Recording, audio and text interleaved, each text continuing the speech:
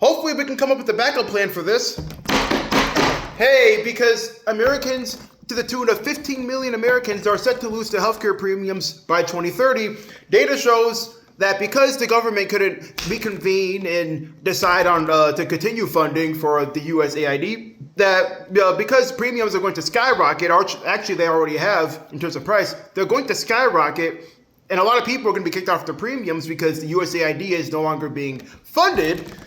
That means that basically, and as of this year, they're thinking it's going to be about 3 million to 4 million Americans that are going to lose the healthcare premiums. But by 2030, it could be as high as 15 million Americans.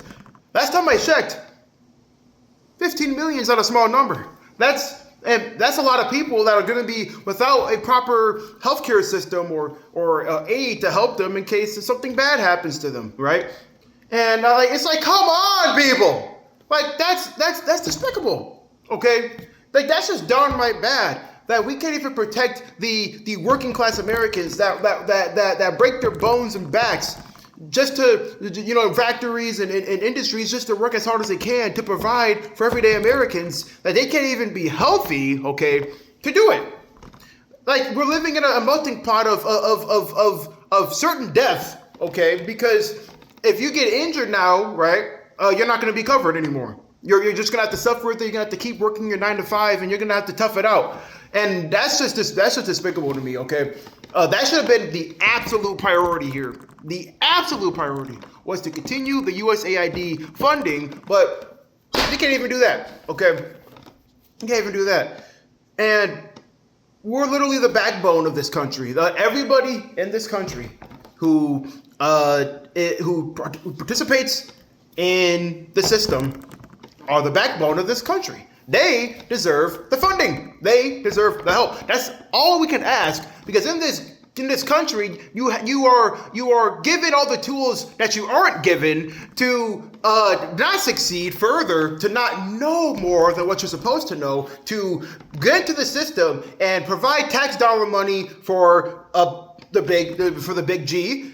And if we have to be a part of that system to even just survive, all I can ask for is that we can be supplemented and given the healthcare that we need, because it's going to get to a point where only the top 1%, actually it's already getting to that point, let's be for real, but it's going to really get to that point. Not only the top 1% are going to be allowed to be healthy, while the rest of us die and suffer and break our bones, backs and feet and arms and legs, and have no way to be able to afford the $10,000 freaking hospital bill that's going to be thrown and slapped on our face because the USAID couldn't be funded by a group of old people that couldn't come together and decide on this bill and the funding to continue the funds for people can be happy. These are your American people. They should be happy and healthy. Jesus. I'm going to lose my mind here. So disgusting. I can't say it more. Like, come on, people. It's common sense. It's the first right. You can't write this. I can't knock on this board. You can't say it anymore. So, yeah, I just hope you have a backup plan. And I wanted to really exasperate that. Like, we're going to lose healthcare. We are. It's going to get to a point.